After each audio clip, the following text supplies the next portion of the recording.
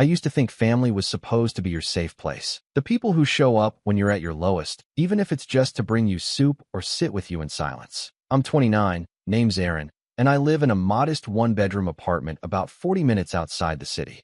Nothing fancy, rented furniture, an aging coffee maker, and a bedroom window that barely shuts all the way. But it's mine. Peaceful, quiet, predictable. Until, of course, my appendix tried to explode like it was auditioning for a medical drama. One minute I'm hunched over from what I thought was bad takeout.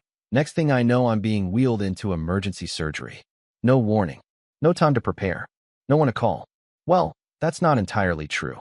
I do have family. A loud, complicated, emotionally tangled mess of a family. My mom, bless her selective heart, is the type who'll tell everyone at church how proud she is of her 3 amazing children. Then forget to text me happy birthday. My older sister, Denise, is 33 and floats somewhere between spiritual influencer and professional freeloader. Think essential oils, moon rituals, and an Instagram full of quotes she definitely didn't write. And then there's my younger brother, Caleb, 26, who seems to view life as a continuous GoFundMe campaign. He's charming, always broke, and somehow always in a crisis. I used to be close with them, at least I tried. But the older I got, the more I realized the love in our family came with invisible terms and conditions. The kind you don't read until it's too late. Anyway, I got home from the hospital groggy and sore, with a stack of discharge papers and a half-empty prescription bottle.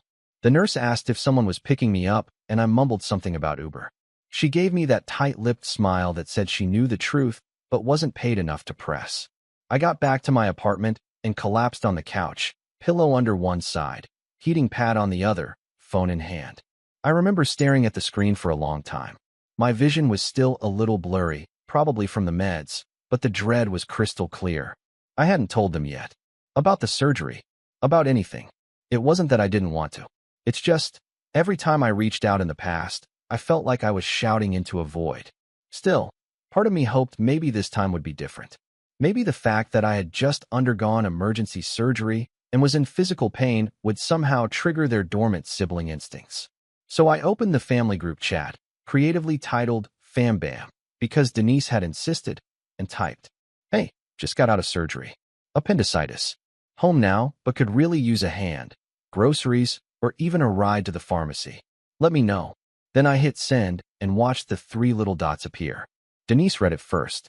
Her name hovered at the top, her profile picture showing her in a white robe, holding a smoothie. Then nothing. No response. Not even a heart reaction. Just silence. My mom saw it a few minutes later. Still nothing. Caleb didn't even open it. I waited. An hour passed. Then 2. Eventually I dozed off. When I woke up later that evening, I checked again. Still no replies. But there was a new post from Denise on Instagram. A boomerang of her at a spa, fuzzy slippers, cucumber slices over her eyes, captioned, "Self-care weekend. Detoxing from negativity." I stared at the screen for a long time. Not angry. Not even shocked. Just tired. Like the kind of tired that starts in your bones and settles there, like a second skeleton. I didn't have the energy to feel much else. Over the next few days, I got by on instant noodles, bruised apples, and the last of my frozen meals. Every movement hurt.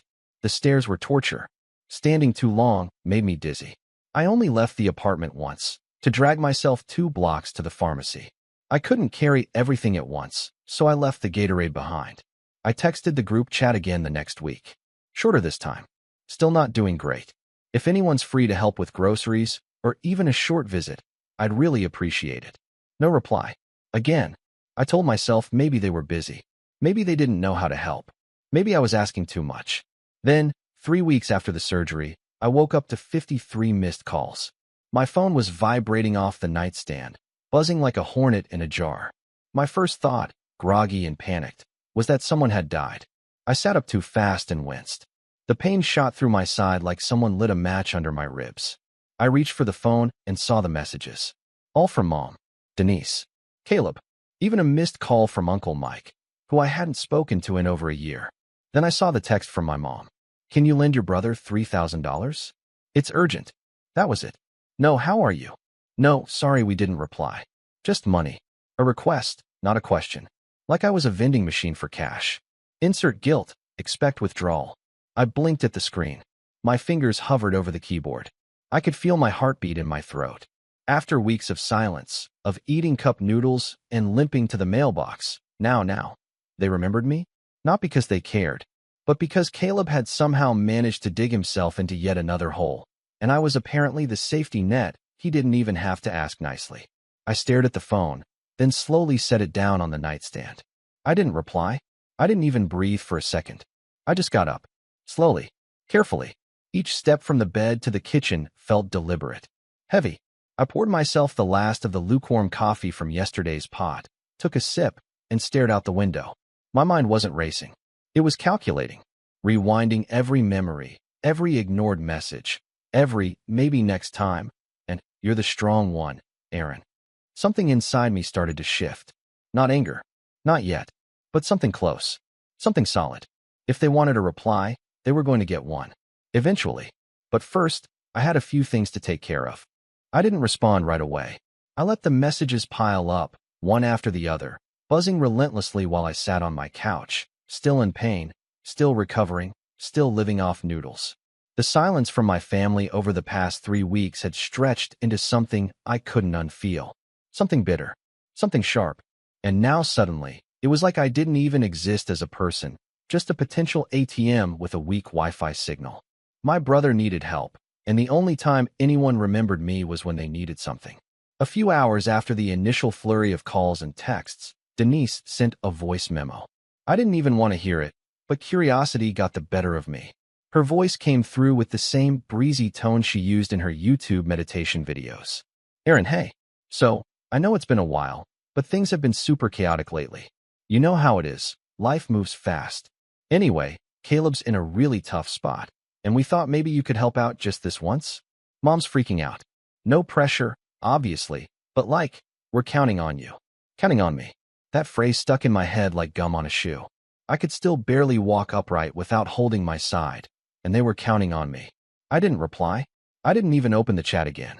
I just turned off my phone and let the silence settle back in.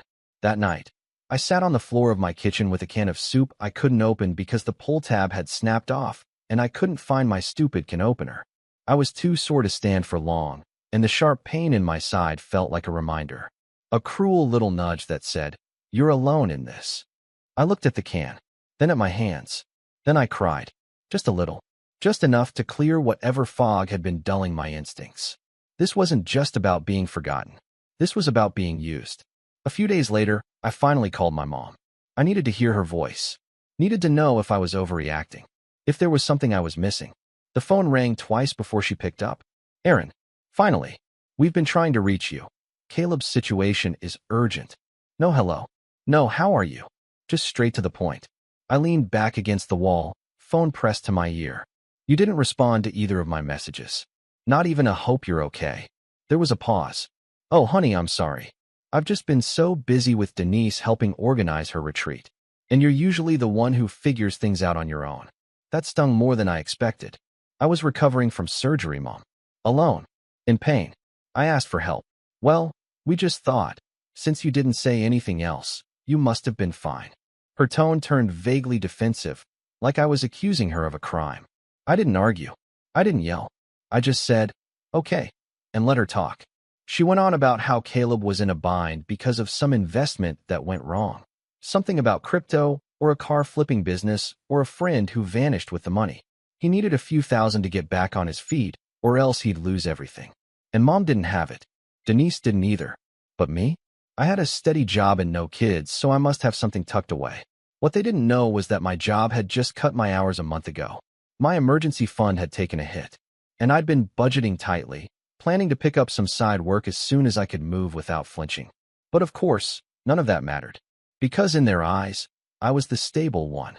The one who always showed up, stayed quiet, made things work. And they were right about one thing. I did make things work. Just not for them anymore. Over the next week, the guilt parade kept rolling in. Denise sent long texts about family unity and karma. Caleb texted too, short, aggressive bursts, pretending not to care, but clearly panicking. You always think you're better than us. It's not even that much for you. I'd do it for you. That last one nearly made me laugh. Then came the kicker. My mom called again. But this time, it wasn't just about money. I told Caleb he could stay with you for a bit. She said like she was asking me to water the plants. Just until he figures things out. My stomach dropped. What? Well, he's out of options, and you have that pull-out couch, right? I stood in the middle of my living room, blinking at nothing. You told him he could move in. Without asking me. He's your brother, Aaron. We need to support each other. And you're always saying how lonely you get. That one hit like a punch to the chest. I hung up. I didn't yell. Didn't argue. Just hung up. An hour later, I got a text from Caleb. I'll be there Saturday. It felt like the floor was shifting under me. My apartment, my quiet, safe space, was about to be invaded by the one person who drained every room he entered. And I didn't have the strength to fight. Not yet. But something was starting to shift. That week, I saw a therapist. First time in years. I didn't plan to say much. Didn't even know how to start. But once I did, everything poured out. The childhood moments I'd brushed off. The subtle favoritism. The way Denise could lie and be forgiven before dinner. How Caleb once crashed my car and didn't even say sorry. Mom covered it. Told me not to make a scene. How they all acted like I had it easy just because I kept my head down and paid my bills on time. They only see what you give, my therapist said gently. Not what it costs you. That sentence rattled around in my head for days. Saturday came faster than I wanted. Caleb showed up with 2 duffel bags and a PS5. No hello. No thanks. Just walked in and dropped his stuff on the couch. Bathroom still broken? He asked, like it was my fault. It's not broken, I said quietly. The door sticks. You just have to, never mind. For the next few days, he treated the place like a crash pad. Didn't clean. Didn't ask. Ate the last of my food. Used up my shampoo. Blasted his shows until 2 a.m. I was still healing. Still working part-time remote. But Caleb made it feel like I was the guest. I overheard him on the phone more than once, telling someone that things were chill and that I owed him for something he did back in high school. I couldn't even remember what that was. On Thursday, I came home from a doctor's appointment to find him hosting 2 friends in my living room. Feet on the table, empty beer cans on the rug, someone smoking near the open window. I froze in the doorway. Dude. Chill, Caleb said when he saw my face. It's just Matt and Jordan. They won't stay long. I didn't say anything. Just walked to my room, locked the door, and sat on the edge of my bed. That night, I couldn't sleep. Something had broken. Not snapped. Not shattered. Just unhooked. Like a rope that finally slipped off a pulley. I was done. Done being the quiet one. The stable one. The default yes. The next day, I called Denise. I need you to pick up Caleb, I said. He's not staying here anymore. She paused. Wait, what happened? I didn't agree to this. He doesn't respect my space, and I'm still recovering. You're being dramatic, Aaron. He just needs time. So do I. She sighed, then switched tactics. Fine, but I can't take him in. Mom said she can't either. Then he can figure it out himself. Like I did. She hung up. Caleb stayed 2 more days. I didn't talk to him. He didn't talk to me. Then, without warning, he was gone. Left a bag of trash by the door and took the last of my cereal. No goodbye. No note. That night, Mom called. Did you really kick your brother out? No, I said. I just finally stood up for myself. There was a long silence on the other end. Then came the words I didn't expect. You've changed, Aaron. I stared at the wall, phone hot against my ear. No, I said softly. I just stopped pretending. The next morning, I woke up to a group chat bomb. Dozens of messages. Denise had apparently decided to go nuclear. She posted screenshots of our private conversation. Twisted the story. Made it sound like I'd abandoned Caleb in his time of need. That I was hoarding money. That I thought I was better than the family. Even dragged in distant relatives I hadn't seen since Grandma's funeral. Then came the final message from Mom. I raised you better than this. We don't turn our backs on family. That was the breaking point. That was the moment I knew. They didn't just misunderstand me. They didn't see me at all. I sat on the couch, looked around at my tiny apartment, still cluttered from the Caleb invasion, and realized I'd spent my whole life trying to earn love that came with conditions. Trying to be good enough for people who never wanted to know who I really was. And now? Now I was finally ready to stop playing the part they'd written for me. I stood up, walked over to my laptop, and opened a new document. Because if they wanted to play games, I was going to write the rules this time. I won't pretend the days after the group chat fallout were triumphant. They weren't. There was no music swelling in the background as I declared my independence. No cinematic montage of me burning bridges and thriving immediately. What actually happened was a lot quieter and a lot lonelier. The group chat went dark after that blast from Denise. No more good morning gifts from Mom. No more passive-aggressive links to Caleb's business ventures. Just silence. Cold and total. Like I'd been voted off the island. And for a while, that silence was deafening.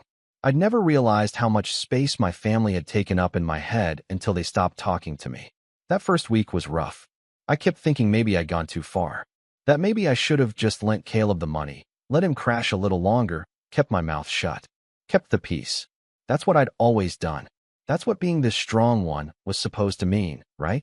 But then I'd walk past the mirror and catch a glimpse of myself. Sunken eyes, hunched shoulders, pale skin that hadn't seen daylight in weeks. And I'd remember. They weren't thinking about you when you needed them. They weren't busy. They just didn't care enough. It took me another few weeks to fully get back on my feet, physically and emotionally. I went to physical therapy for my recovery, and every time I flinched from the discomfort, I tried to picture it as strength rebuilding itself. I started cooking again, nothing fancy, just basic stuff. Eggs that didn't come from a powder packet. Rice that didn't live in a styrofoam cup. I even organized my apartment, got rid of Caleb's leftover junk, and donated an old chair I'd been holding onto for no good reason. The space started to feel like mine again. Then I did something that, looking back, was probably the most important step of all. I turned my pain into structure.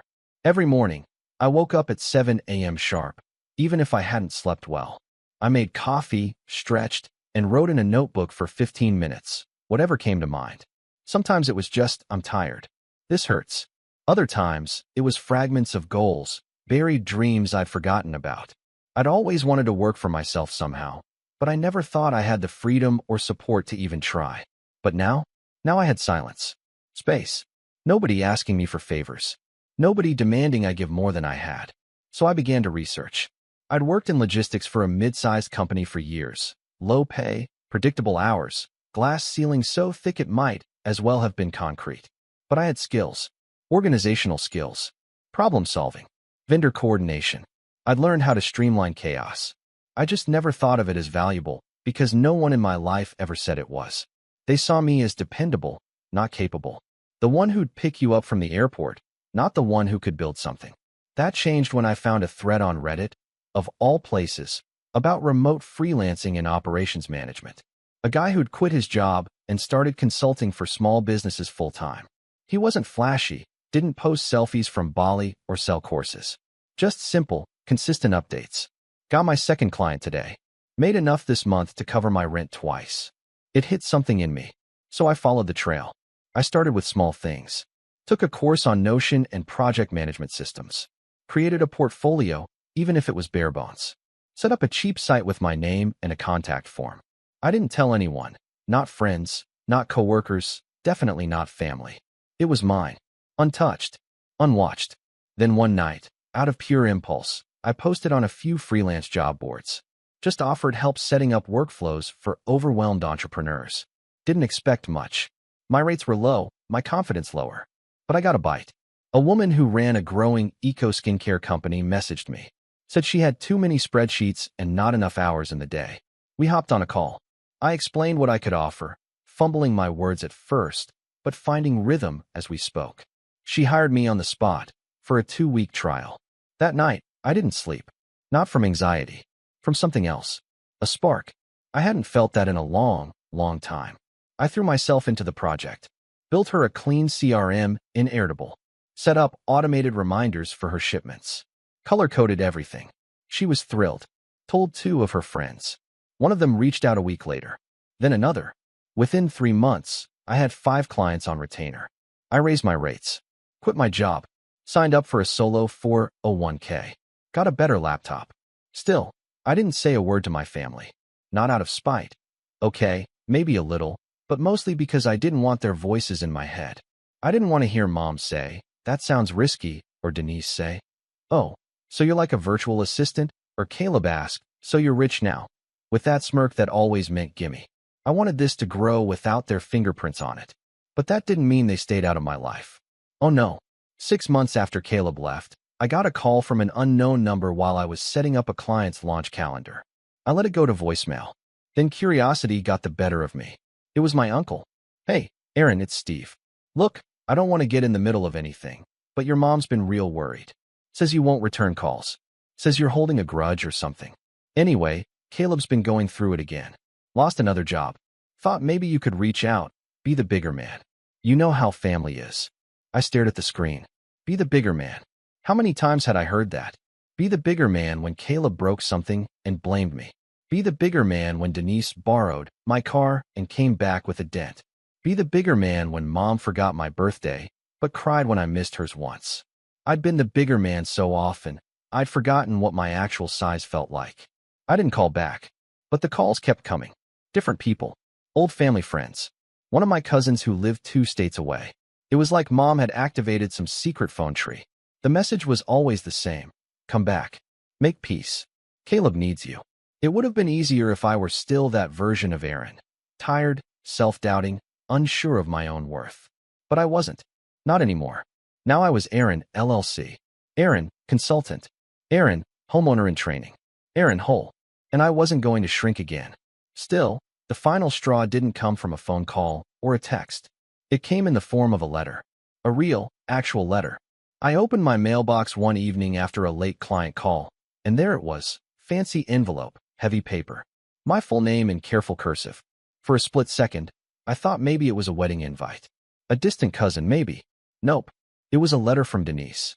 She'd written it like a motivational blog post. It opened with a quote. Resentment is like drinking poison and hoping the other person dies.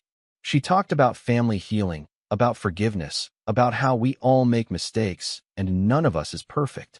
Then she launched into a guilt-laced monologue about how Caleb was trying his best and how Mom had been losing sleep over our rift and how I should just let it go already. At the end, she wrote, "We're planning a family dinner next month. You should come. Let's put the past behind us."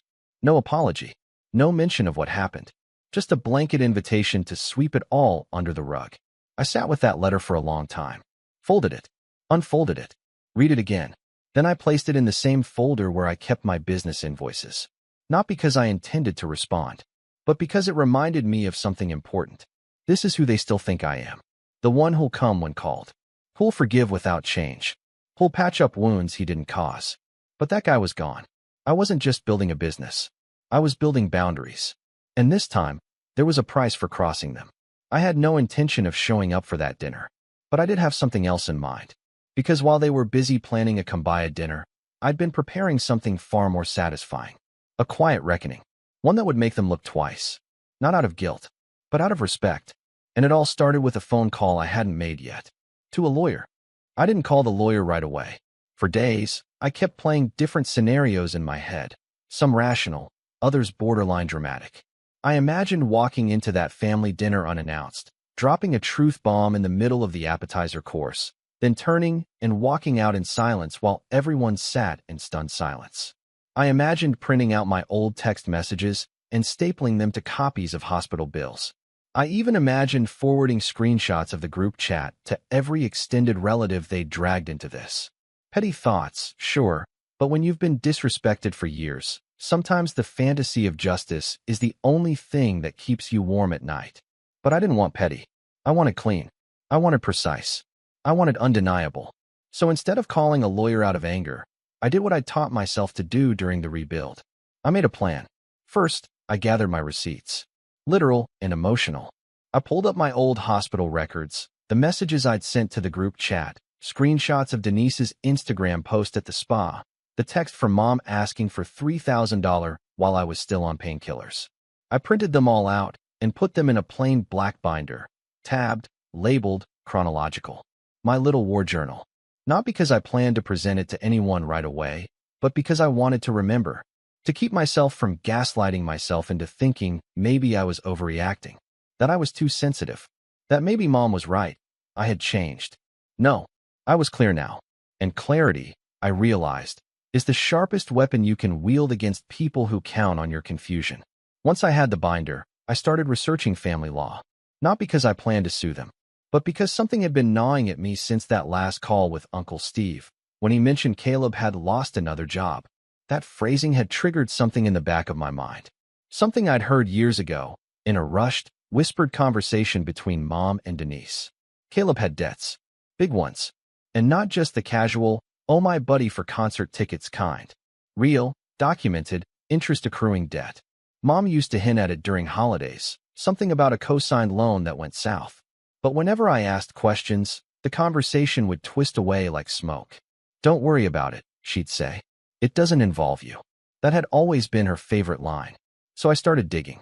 At first, it was just public records. A couple of hours in county court databases confirmed what I suspected. Caleb had defaulted on a personal loan 2 years ago. The amount was $8,000, but the judgment had ballooned with penalties. Then I found a second judgment, smaller but more recent, tied to an unpaid vehicle lien. He'd apparently borrowed money to buy a used car, flipped it for cash, and never repaid the lender. Classic Caleb. Still, something didn't add up. If he was really this broke, why did Mom still believe he was trying his best? That's when I remembered the family trust. It was this foggy thing in my memory, like a childhood rumor. I only heard about it once, years ago, when my grandfather passed. He left behind a modest inheritance. Nothing extravagant, but enough to matter. There had been whispers about a trust fund set up for the kids, me, Denise, and Caleb. But after the funeral, it vanished from discussion. Every time I asked about it, Mom would deflect. Oh, it's all taken care of. Nothing you need to worry about. Denise used to joke that she'd already spent hers spiritually, whatever that meant. Caleb never mentioned it, and I figured maybe it had just gone to funeral expenses or been split behind closed doors. But now I wasn't so sure. So I called the lawyer. A referral from a former client of mine, sharp guy, clean office, voice like a news anchor. His name was Daniel Knox. I need to know if my family trust was ever distributed, I told him over the phone. And if not, who controls it? Do you have a copy of the will? No, I said, but I can get you a name. My grandfather's. He died in 2015. That was enough to get started. While Daniel ran the search, I focused on phase 2.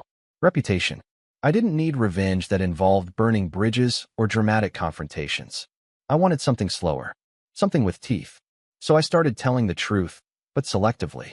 I reached out to a few cousins I'd kept in touch with over the years. Casual conversations, nothing obvious. Hey, just checking in. Have you heard from Denise lately? Weird situation over here. Or, did Caleb ever pay you back for that thing? I just remembered he borrowed from a bunch of people after Grandpa passed. I didn't need to push hard. The thing about people like Denise and Caleb is that they leave trails of resentment wherever they go. All I had to do was flip a few stones. It didn't take long. Turns out Caleb had borrowed $600 from one cousin for car repairs, then ghosted him. Another had been guilted into investing in one of his failed startups. Denise had promised to help a friend plan a wellness retreat, took a deposit, and then backed out last minute citing Mercury retrograde. The more I heard, the more the picture sharpened. My family hadn't just failed me. They'd quietly failed everyone. But they were protected by distance, by silence, by the illusion of unity. Everyone just assumed they were messy, but well-meaning. That mom was a little overbearing, but full of love. That Caleb was unlucky, not manipulative. That Denise was flaky, not calculated. I decided it was time to change the narrative. I wasn't going to lie. I was going to document. So I created a folder in my drive. Called it History. Inside, I began dropping files. Photos of texts, screenshots of missed calls, a timeline of events, dates, names, numbers. I didn't share it. Not yet. But I built it like I was preparing a case. Not for court, but for clarity. For closure. For the day they would try to rewrite history again, and I could say, no, this is what happened. This is who you were. And just as I finished organizing the last folder, Daniel called. You were right, he said. There was a trust. My chest tightened. And it was split 3 ways. Equal shares to you, Denise, and Caleb. Your grandfather specified that the funds be held in a family trust until the youngest turned 25. That happened 3 years ago. And was it ever distributed? 2 of the shares were, Daniel said carefully. Caleb and Denise signed their paperwork. Yours, however, was signed by a third party. My heart dropped. What do you mean? He paused. It looks like someone forged your signature. The paperwork claims you waived your share and gave it to your mother for emergency family use. I couldn't breathe. How much was it? Roughly $32,000. The line went quiet. $32,000. Gone. behind my back, signed away by someone I trusted. And suddenly, everything clicked into place. The spa trips, the borrowed cars, the sudden generosity during holidays that never extended to me. Mom always claimed to be broke, but the math didn't lie. Neither did the documents. I didn't cry. I didn't scream. I just said, "Can you help me fix this?" Daniel said yes. And just like that, the setup was complete. I had the binder. I had the files. I had the truth. And now? Now I had the receipts. I wasn't going to their dinner, but I was going to serve something far more satisfying. Cold, precise, undeniable. Daniel took care of the legal side like a surgeon. No fuss, no flash, just clean incisions and precise paperwork. Within 2 weeks, he filed a formal petition to dispute the signature on the trust release. He had already run a forensic analysis on the document, comparing it with my past signatures from work documents, contracts, and even an old lease. The results were clear. The one on the trust wasn't mine. Whoever forged this didn't even bother getting the angle of your R right, Daniel said, flipping through the reports in our Zoom call. Sloppy. I've seen better attempts on gas station receipts. It was surreal watching it unfold. All the moments I gaslit myself into thinking maybe they didn't mean to hurt me, or maybe I misunderstood collapsed under the weight of cold, irrefutable proof. It wasn't just emotional neglect or favoritism anymore. It was fraud. It was theft. And Mom had signed the witness line. My own mother. In the end, Daniel presented our case quietly to the Family Trust Board, backed by his findings and the forensic report. We didn't need to sue. Thankfully, the board was efficient. They froze the remaining assets and launched an internal investigation. A few weeks later, they notified us that I would be receiving a full restitution of my third, plus interest. $39,417.16 was wired into my business account one crisp Monday morning. I stared at the number in disbelief, the morning sun creeping through the blinds. It wasn't even about the money anymore. It was the principle, the acknowledgement, the fact that someone, somewhere, had finally said, "You were right. They stole from you. And now we're fixing it." And that's when I decided it was time to go public. Not with a lawsuit, not with a Facebook post, not with a screaming match. Just the truth. Remember that history folder I built? I turned it into a private link and shared it with 10 people, 10 carefully chosen individuals. A few cousins, 2 family friends, my Uncle Steve, and a former neighbor who always sided with Mom and once called me the dramatic one. I didn't add commentary. No long monologue. Just a message. Thought you might want to know the full story. It didn't take long. Within 48 hours, the group chat, which I'd long since muted, exploded. Denise was the first to text. She skipped the usual fluff. "I can't believe you're airing private family matters to everyone like this. This is so petty, Aaron." To which I calmly replied, "Private family matters didn't stop you from forging my name." She never responded. Then Caleb tried. "Dude, you're blowing this way out of proportion. You got the money, right? So what's the big deal?" I stared at that message for a long time. Then I typed, "The big deal is that you and Mom decided I didn't matter. That you could take from me, and I'd just accept it. You didn't just steal money. You stole trust. And you never apologized." He left me on read. Mom was last. Her message was longer. Rambling. She didn't admit anything outright, but she danced around it. I only did what I thought was right for the family. Caleb was in trouble. Denise needed help. You were always so independent, Aaron. I didn't think you'd even notice. It wasn't meant to hurt you. I just needed to take care of everyone. I didn't know how else to keep us together. That last line, keep us together, that was always her excuse. Keep the peace. Keep the image. Keep the lie.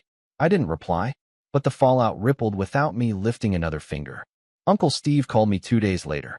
"Your mom's been calling everyone, trying to do damage control," he said, voice low. "But people are talking.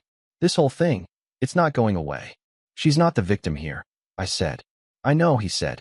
"I just didn't realize how deep it went. I'm sorry I ever asked you to be the bigger man." That wasn't fair. That small sentence felt bigger than anything else that week. The family dinner? Canceled. Apparently too many scheduling conflicts. Translation: no one wanted to look each other in the eye now that the mask was off. Denise took a social media break. Her wellness brand was taking hits after one of the cousins she scammed into a fake retreat forwarded my history folder to a few of her followers. Caleb? He tried to rally sympathy, of course. Claimed I'd exaggerated everything and that it was just money. But people weren't buying it anymore, especially after he got evicted from his new apartment. Turns out he'd tried to use his part of the trust fund as collateral on a car lease and defaulted again. Mom, she went quiet, which, in many ways, was the loudest response of all. And me? I kept building. I reinvested part of the restitution into my business, hired a part-time assistant, upgraded my workspace, took 3 days off, and went to the coast by myself. Ate fresh seafood, slept in, read books with the windows open. I didn't miss the group chat. I didn't miss pretending. And one quiet Sunday evening, as the sun slipped behind the horizon, I pulled out the binder, the one with all the texts and bills and proof. I flipped through it one last time. Then I set it on the kitchen counter, poured myself a glass of wine, and burned it page by page in my sink. The smell of ash and ink filled the air, and with it, something lifted. I didn't need it anymore. They took my kindness for weakness. They mistook silence for permission. But they'll never do it again. Not to me. Not to anyone else I love. I am not their foundation anymore. They built their house on my back, and I finally stepped out from under it.